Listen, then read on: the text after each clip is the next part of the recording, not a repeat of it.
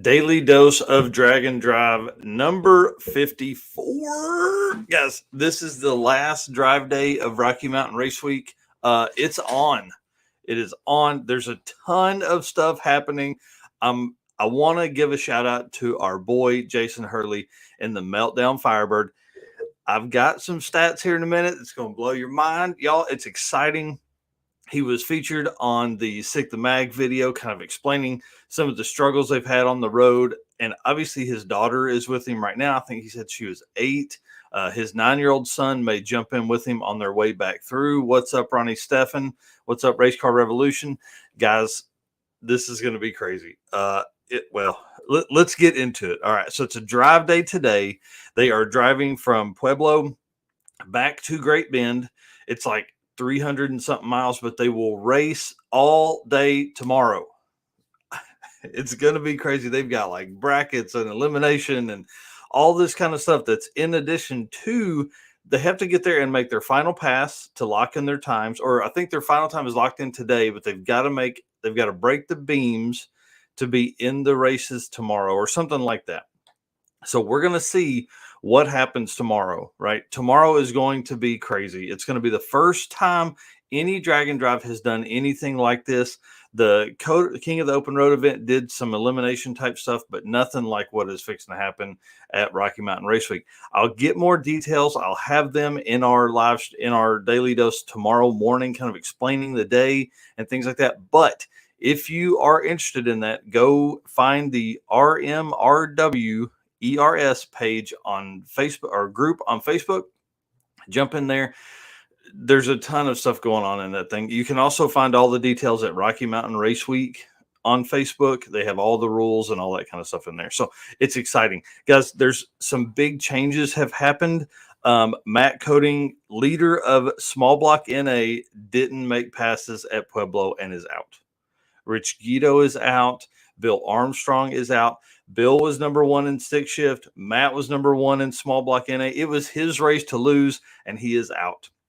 Craziness happening. There are 22 racers that are out that I have so far, plus another 7 that I don't have time slips for at least one track. So I'm hoping that doesn't mean they're out. I'm hoping that means that there's just a, like a when they save the file, maybe the file I have isn't as updated as total, right? So there's 7 racers that don't have a time slip for at least one day. So there's probably some of those guys that are out, and it just wasn't reflected on when they input the system. So good luck to those folks. Hopefully those 7 are still in. Y'all, right here. Hey, Travis Wise. Good morning, sir. I see your time slips. Let's talk about Travis real quick because this is fun. He's in Rowdy Radio. Y'all, he built the truck, barely got it finished in time. Dude is still in, still going, and going faster. Let's run through his time slips here. So Monday, Great Bend, he ran a 7.663. Kearney dropped 0.8, run a 6.858. Bandamere 6.705 and Pueblo 6.457. Y'all, this boy put work in. He's out. He's hustling. He's camping. He's doing the stuff. He's Rocky Mountain Race Weeking it. I'm excited. So we'll see if he goes faster today than he did all week. I know he had some struggles. We were talking yesterday about some boost controller and stuff like that, or day before yesterday about boost controller and turning it on and all that kind of stuff. So I hope he is enjoying it, and I hope he has had a blast. Rowdy Radio is pretty much locked up. I was doing some math trying to figure out if somebody could overtake Travis Martin. Really, I don't see how Donovan Linwood could do it. He would have to, I figured he would have to run like a 5:03 or something like that if Travis ran a 5:219, which is his fastest of the week. So everything I base on, like especially the Cleetus and Jason stuff here in a minute, is based on their fastest pass of the week that they've turned in. So I think Travis Martin has won Rowdy Radio if he finishes and runs a decent time. Now, if he runs a super slow time, like low 6s, it's his race to lose is what I'm saying. So I think that pretty much locks it up. Donovan Linwood pretty much in second place. Doug Cook would have to run like a 5:13, and Donovan needs to run like a 5. I think a 5:42 or something like that. So I mean, to take second, it could possibly be done, but these guys, as the week has gone on, everybody has gotten faster, except for looks like Donovan and both Doug ran slower at Bandimere, which is normal, but most everybody else ran actually a little faster than they had all week. So fastest pass of Rowdy Radial is the 5:2:19 of Travis Martin's at Bandimere, which is crazy because everybody talks about the elevation and all that kind of stuff. So let's run through here. I got some other notes for you guys.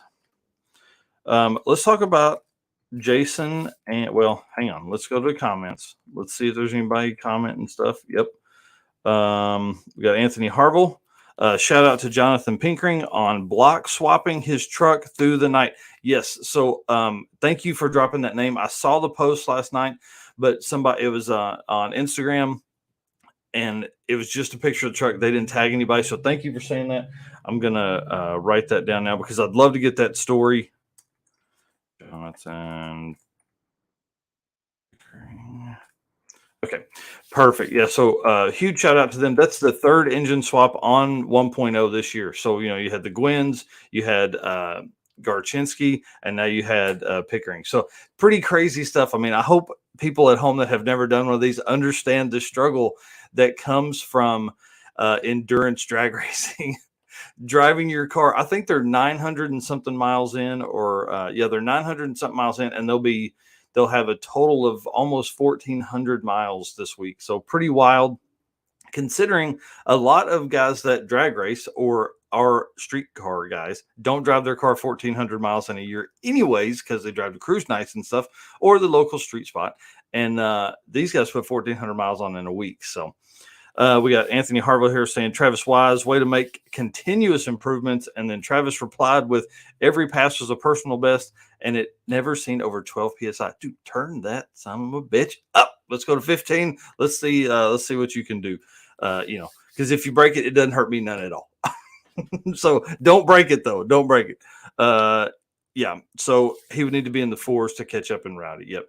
And maybe it's possible. I don't know, guys. We're going into the last day, but I don't know if they will use those slips from your elimination racing to. Well, they won't do it for that.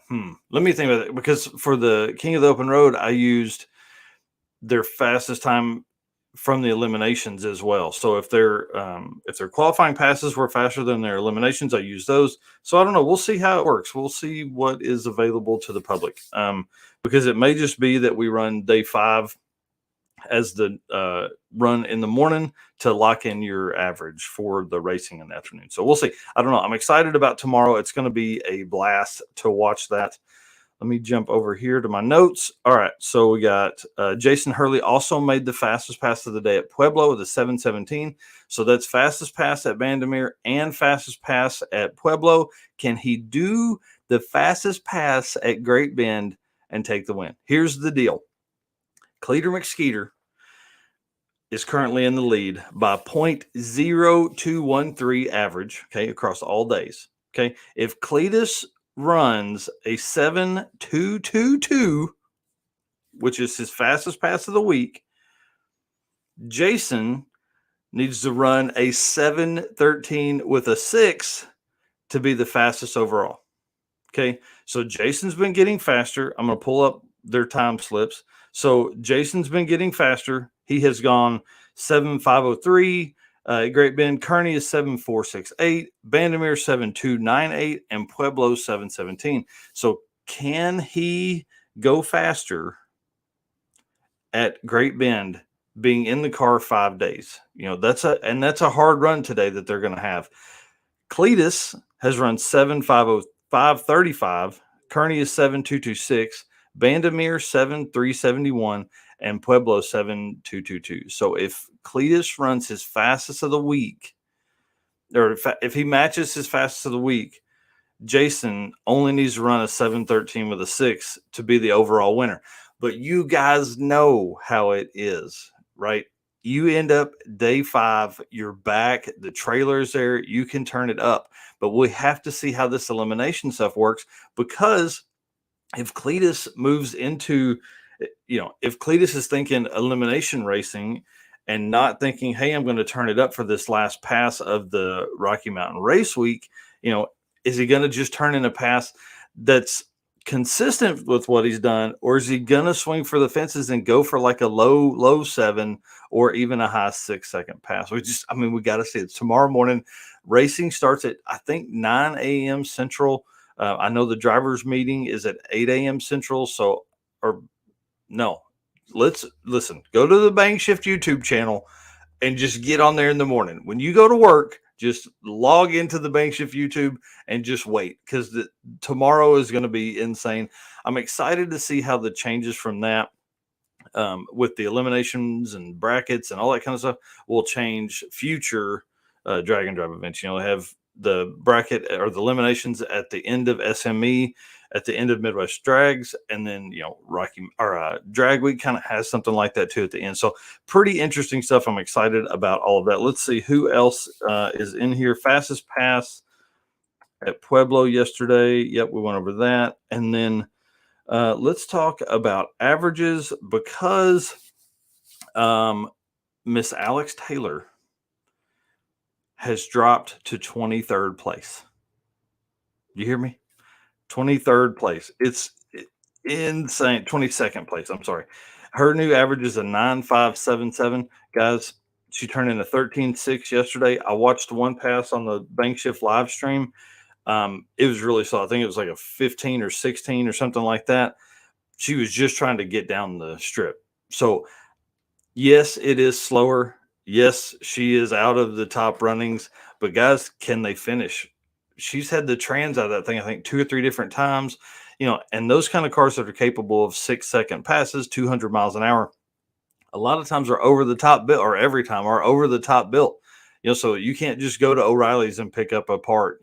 Dennis made a post about what they needed for some special Turbo 400 part that he was like, this is pretty rare. So it's going to be interesting. Can they make it? Can they get back? Can she finish the first major drag and drive of the year for her? Because they didn't finish Sick Week. They weren't at Midwest Drags because of scheduling. Can she finish Rocky Mountain and make it on the list? Now, obviously, a 9.577 may make the fastest 100. Maybe. I really don't know. So we have currently in the fastest 100 spot is Royce Payton with a 9.8. So there are 26 racers that are faster than Royce Payton's current fastest 100 number on the fastest 100 list. Guys, 26 people. So if all of them make it back, that's a big list shakeup. That's 25% of the list getting pushed off. So what will the new number be? Are we going to see some 9.4s, 9.5s? Out of the fastest 100 list? I don't know. It's going to be crazy. It's going to be absolutely crazy. I'm excited. We talked about the fastest pass of the day, and we didn't talk about the slowest pass of the day, which I think is always a fun one to do. Congratulations to Kristy Guinn with her pass of a 21.575 for the slowest pass of the day. And I'm trying to see if I can get slowest pass of the week here. Sorry, hang tight with me. We'll see. She actually may have it as well. There's a 22.171 that she ran at Great Bend on day one. So let's see here. Sorry, hang tight. This is one I should have put 22.171 was Kristy Guinn. Oh, I think she may not be the slowest on day 2 at Kearney. Yep, she is. 22.008 is slowest pass of the event, and it is Kristy Guinn. So I think it would be fun to have her on, kind of talk about some of that stuff and see. I've got the notes here as a 64 Nova, so I'll get some more of that info. I'll make the post a little bit later with her averages and stuff, because here's the deal. Even though it's the slowest of the event, she is still having fun. I guarantee it. Still having fun. You have to have fun in this kind of stuff, because it's very, very, very stressful and hard. This is very hard. So All right, here we go. Let's jump into some notes here because I'm over on time. All right, we talked about that. Ronnie Steffen, he's ready to see how the eliminations work, so we know what to expect for 2.0. I will agree with that. We are excited. Like I said, I'm excited about that too. And then, oh, good God, 72 days. That's exciting. And then Anthony Hart, from what I understand yesterday, locked up all the classes and they just had to break the beams, okay, to lock the times in.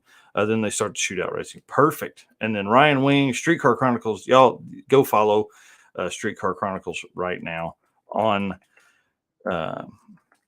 all the channels. He posts a bunch on Instagram and posts a bunch on, oh, I spelled that wrong, on YouTube, Facebook, all that kind of stuff. Ryan Wing is the man. Love that dude. And he is building my Concho, the Malibu. It's going to be big block, tunnel ramp. It's a cool car. Slowest pass has to be the Grom. That's probably true. I didn't think about that. Let's jump in. Let's see. It'll take 2 seconds to figure that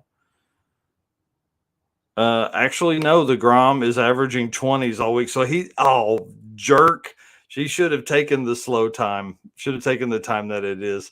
Yeah, and Streetcar Chronicles. Perfect. All right, guys. Thank you so much. If you haven't done it yet, subscribe to the channel. We're about to go crazy. If you haven't heard, the Instagram stuff is going nuts.